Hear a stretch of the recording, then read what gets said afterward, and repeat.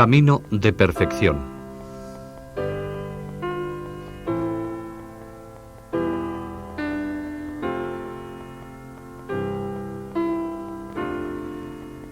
En ninguna de sus obras ha expuesto Santa Teresa de un modo más propio, preciso y concreto, de un modo más profundo y espiritual, el ideal de la intimidad divina.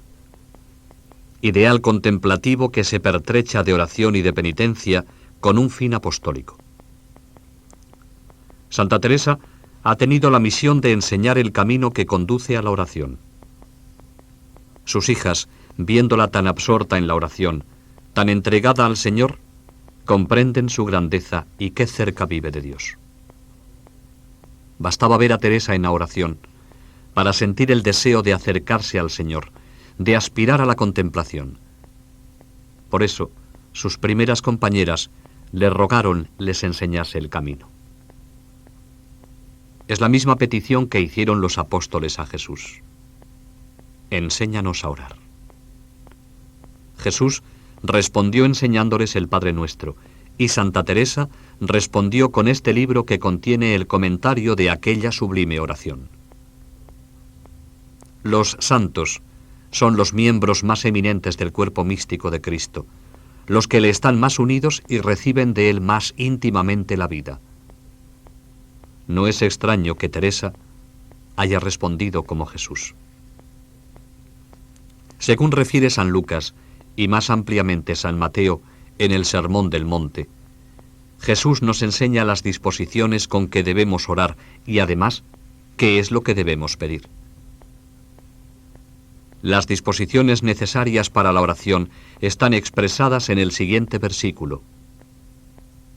Tú, cuando ores, entra en tu aposento y cerrada la puerta, ora en secreto a tu Padre, y tu Padre que ve en lo secreto te dará la recompensa. Es hermoso ver cómo el Señor nos enseña a orar, declarándonos que para orar bien hemos de apartarnos de todas las criaturas, retirarnos a lo secreto para hablar en la intimidad al Padre Celestial, y que en este secreto hemos de ponernos en contacto con el Señor. Hay que alzar una barrera entre las criaturas y nosotros para una oración personal. El alma habla en lo secreto y Dios responde en lo secreto. Dice Santa Teresa que el Señor habla al corazón precisamente cuando es el corazón quien ora, enseñando que es preciso orar en la intimidad y que la oración, cuanto más se perfecciona, más secreta se hace. Además, enseña Jesús qué es lo que debemos pedir en la oración. En este clima de soledad y de apartamiento de lo creado, dice, oraréis así. Padre nuestro, que estás en el cielo. ¿Y qué ha hecho Santa Teresa? Sino repetir esta enseñanza.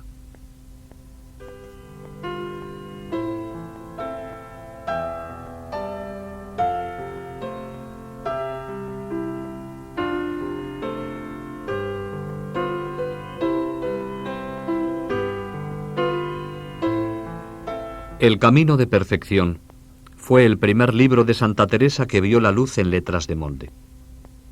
Desde entonces, cuando un lector cualquiera se asoma a las páginas de este libro, es acogido sin distingos al coloquio espiritual. Se sentirá llamar hijo, hermano, amigo, como si realmente perteneciese al cenáculo íntimo de quienes conversaban con Santa Teresa. El lector se encontrará personalmente con la autora, presente y vivaz en cualquier página del libro.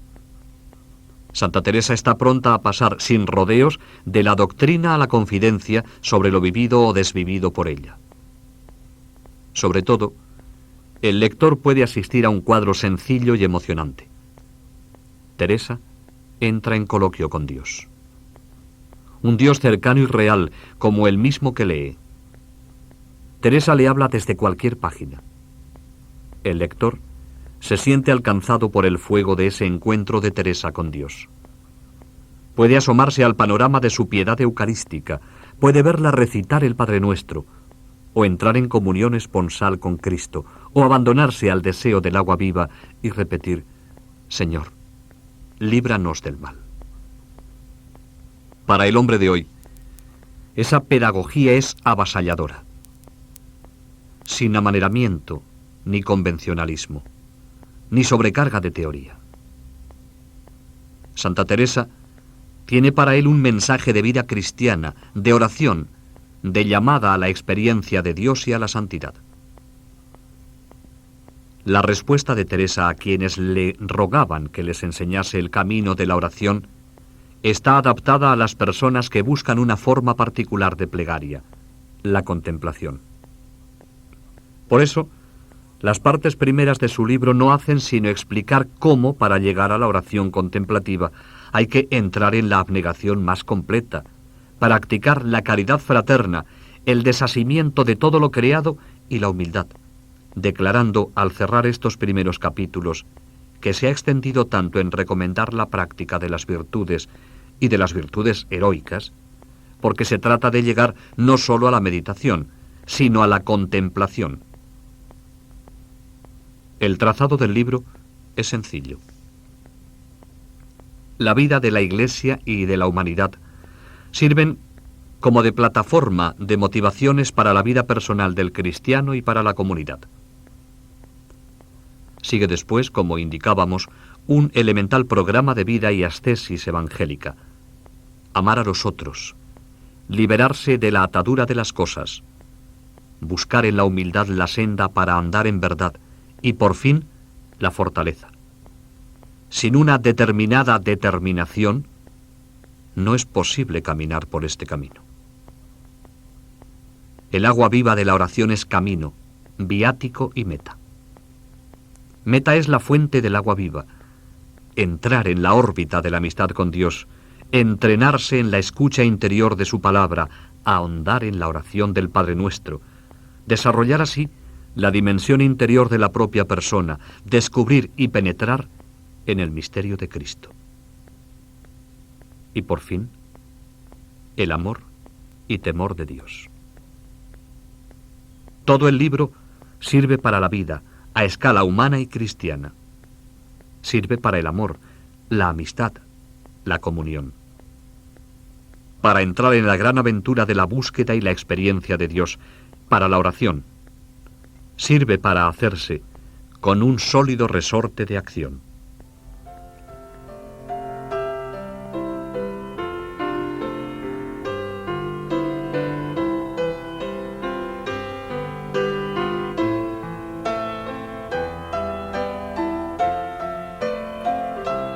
Para ambientar al alma en una atmósfera favorable a la contemplación, empieza Santa Teresa estableciendo este principio.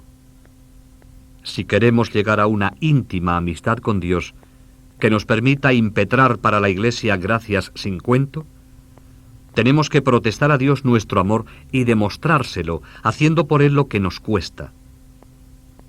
La oración encuentra en la mortificación el apoyo necesario para transformarse en contemplación. Así deja establecido Santa Teresa el principio de que regalo y oración no se compadecen. Es aquí donde ella afirma que para exponer bien lo referente a la oración es preciso insistir en la mortificación. Se ha propuesto hablar de la oración, pero antes advierte. Antes que diga de lo interior, que es la oración, diré algunas cosas que son necesarias tener las que pretenden llevar camino de oración, y tan necesarias que, sin ser muy contemplativas, podrán estar muy adelante en el servicio del Señor, y es imposible, si no las tienen, ser muy contemplativas, y cuando pensaren lo son, están muy engañadas. El Señor me dé favor para ello y me enseñe lo que tengo que decir, porque sea para su gloria. Y dice a continuación: no penséis, amigas y hermanas mías, que serán muchas las cosas que os encargaré. Solo 3 cosas me extenderé en declarar. Porque importa mucho entendamos lo muy mucho que nos va en guardarlas para tener la paz que tanto nos encomendó el Señor, interior y exteriormente. La una es amor unas con otras. Otra, desasimiento de todo lo criado. La otra, verdadera humildad, que aunque la digo a la postre, es la principal y las abraza todas. Sorprende constatar en Santa Teresa un alma eminentemente mística.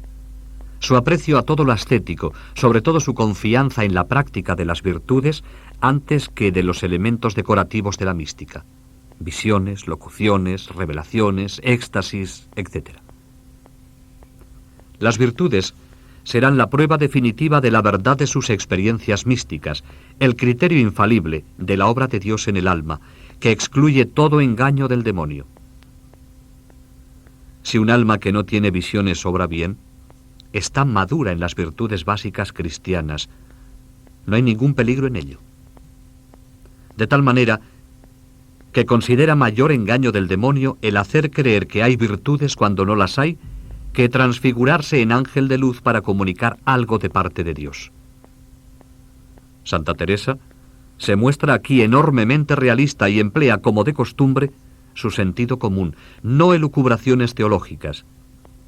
Y este aprecio por la práctica de las virtudes lo manifiesta en todos sus escritos. El provecho del alma en la vida espiritual será medido por las virtudes alcanzadas. Así dice: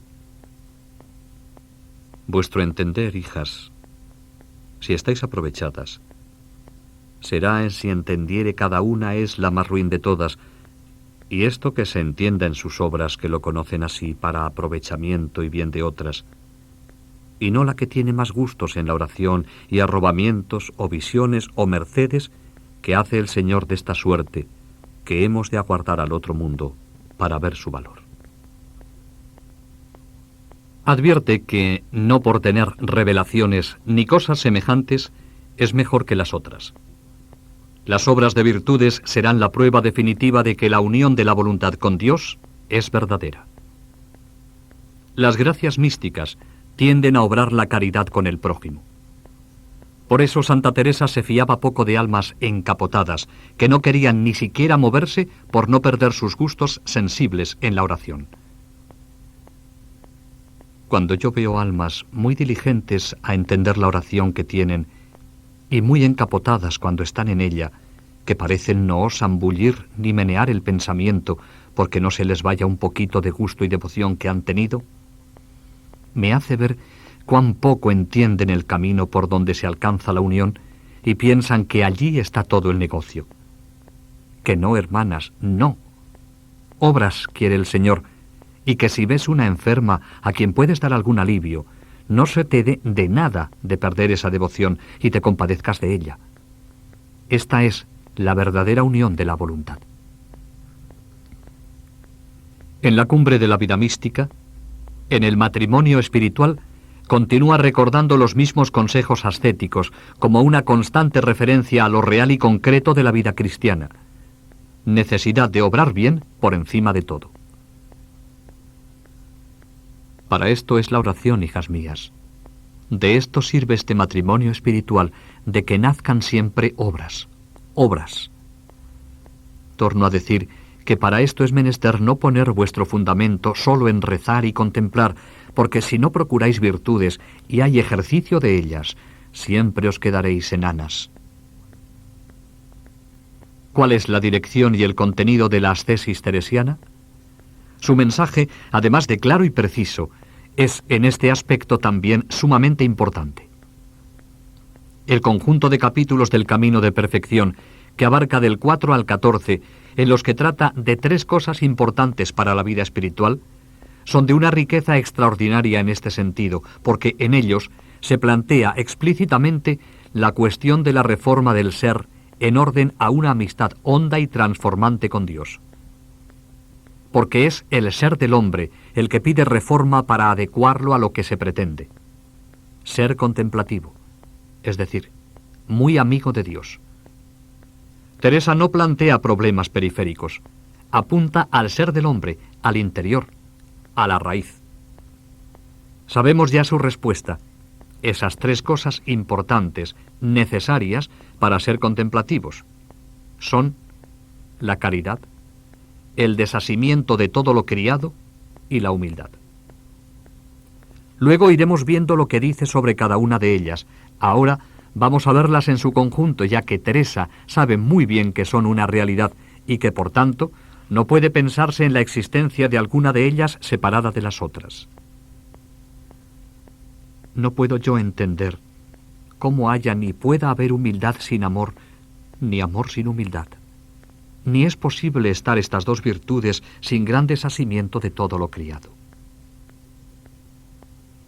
El detenimiento con que trata de estas virtudes es un argumento poderoso para convencernos de la importancia que Santa Teresa concede a esta reforma del ser. Frecuentemente frena las presumibles prisas de los lectores que quieren saber de la oración, ya que de esto le han pedido que trate, y les exhorta a tener paciencia, planteando con sumo cuidado la estrategia para venir a unirse íntimamente con el Señor. Unimos ahora estas virtudes y vemos cómo es necesario mortificarse para ejercitarlas. La mortificación en Santa Teresa apunta decididamente al interior del hombre, al doblegamiento del espíritu, al dominio y extirpación de las raíces. El hombre está enfermo por dentro. Por tanto, la cura no puede reducirse a la superficie ni limitarse a aspectos aislados de su vida. Quien actúa así, lo que hace es disimular y, por lo tanto, prolongar indefinidamente el problema. No lo soluciona. Puede incluso inducir a un peligroso engaño, creer que tiene perfecciones que no existen. La enfermedad del hombre es su gran egoísmo, su orgullo.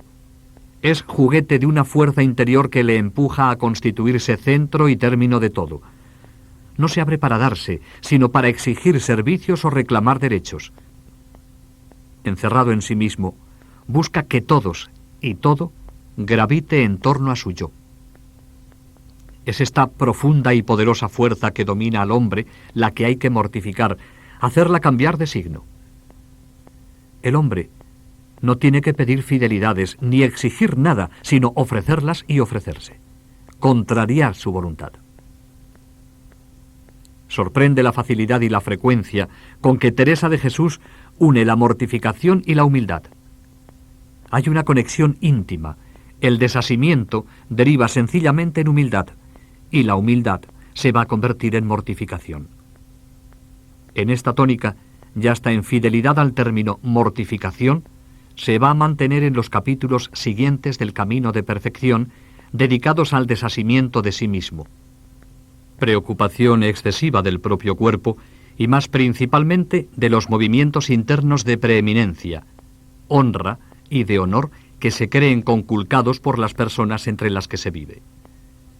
Se ve que bajo el término mortificación hay una clara voluntad en Santa Teresa de atraer la atención de sus lectores hacia el interior, de situar dentro el campo del trabajo ascético. ¿Por qué nos hemos de detener en mortificar lo interior? Pues en esto está el ir todo esto otro muy más meritorio y perfecto. La mortificación del interior es guerra contra nosotros mismos, opción decidida y constante, directamente buscada a un yo que pretende erigirse en dueño afirmando derechos y que tiene que rendirse a las instancias del otro yo superior, que es Dios, en el que se encuentra la razón y la fuente de la vida verdadera. Hay que rehacer el yo contrariándolo, matándolo, porque no solo no ayuda al desarrollo de una vida nueva tras la que se va, sino que se enfrenta violentamente con ella. Se trata de cambiar totalmente la dirección de la corriente de la vida, dirigiéndola no ya a nuestro yo, sino al yo divino. Por eso, contradecir nuestra voluntad hasta no tener voluntad propia es el estribillo sobre el que retorna constantemente Teresa para expresar el contenido y la dirección de su ascetismo iluminado, y esto no conviene olvidarlo, por esa opción positiva expresada como determinación de servir del todo a Dios. Así dice: si no se anda con gran cuidado y cada una, como en negocio más importante que todos, no se mira mucho en andar contradiciendo su voluntad. Por eso, mostrémonos a contradecir en todo nuestra voluntad. Está claro el sentido de la mortificación teresiana. Consiste en contrariar su natural tendencia a la autosuficiencia manifestada en 3 movimientos fundamentales y característicos: egoísmo, posesión de cosas, soberbia.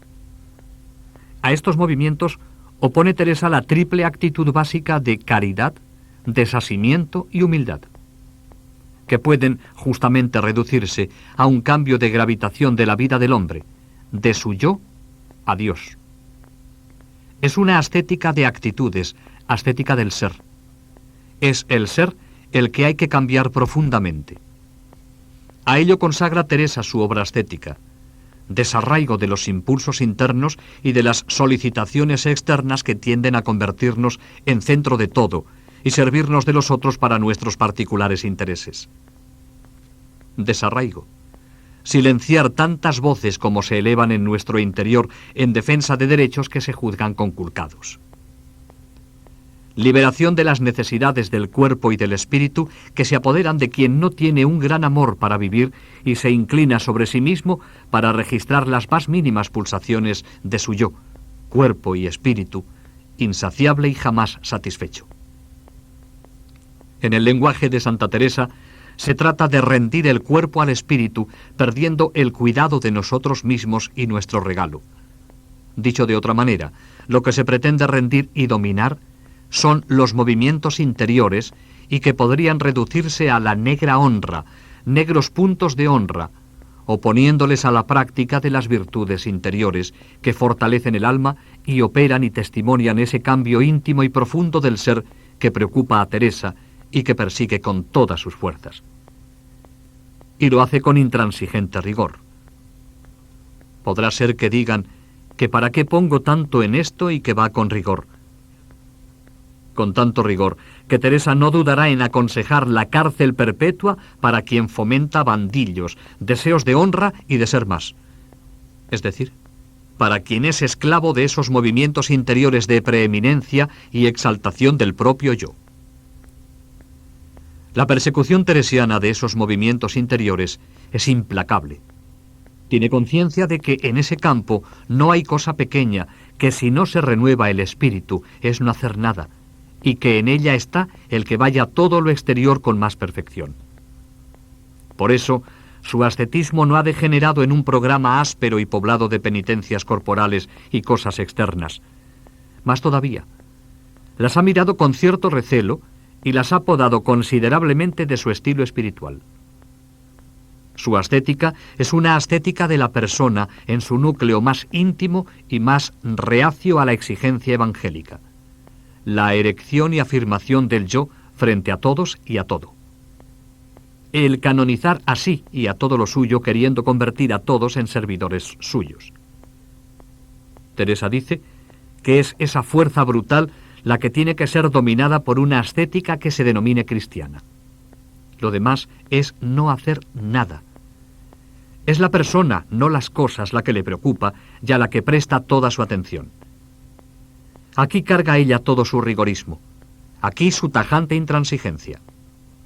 No rebaja su ideal para acomodarlo a las aspiraciones de los mediocres.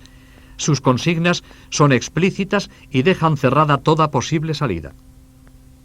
El prelado, aunque por una parte sea afable y muestre amor a sus súbditos, dé a entender que en las cosas sustanciales ha de ser riguroso y por ninguna manera blandear.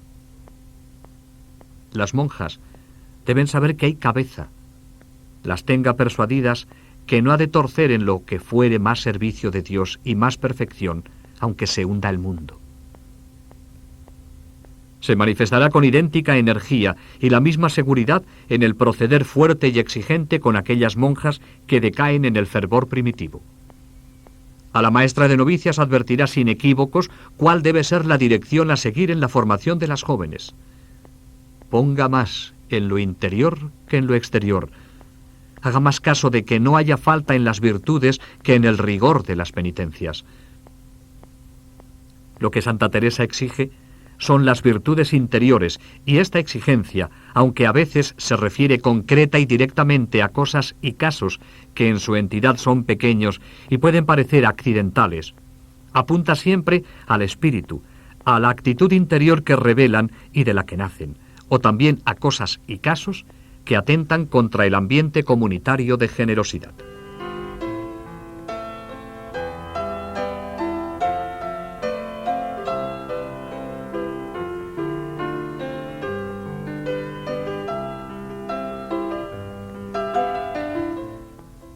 Para saber cómo hay que vivenciar el programa de esfuerzos por los que el hombre expresa y alimenta su voluntad de fidelidad al amor libremente elegido, no hay más que fijarse en la persona y palabra de Cristo. No hay más que una ascética, que es la cristiana, de la que se alimentan con pequeñas matizaciones todas las espiritualidades. No es materia que se pueda elegir, campo por el que se pueda optar o preferir según apetencias personales. El Santo Mayor es el que más se conforma con el hombre crucificado, Cristo Jesús. La cruz, que está en la cima del misterio cristiano, forma parte de la dinámica espiritual. La ascesis cristiana es fundamentalmente cuestión teologal, acogida de un Dios trascendente que compromete al hombre en ese rehacerse a sí mismo y conformarse con Cristo Jesús a lo largo de su existencia. De esta ascética cristiana se alimenta la ascética teresiana. Este sería un pequeño esquema de la dinámica de la ascesis que hay que imprimir en la vida según se deduce de la vida de Teresa y de sus escritos. La percepción del misterio de Dios conduce a Teresa a radicalizar la opción por él, a vivir como Cristo, a asumir la norma evangélica sin apaños ni concesiones, a enfrentarse con la cruz por un movimiento irrefrenable de conformación con su esposo. La conciencia de la persona humana, sus valores, sus límites, la llevan a la comprensión y al cultivo de las cualidades que hacen agradable la vida de comunidad, virtudes sociales, alegría, sencillez, sinceridad, valor, pensamientos elevados.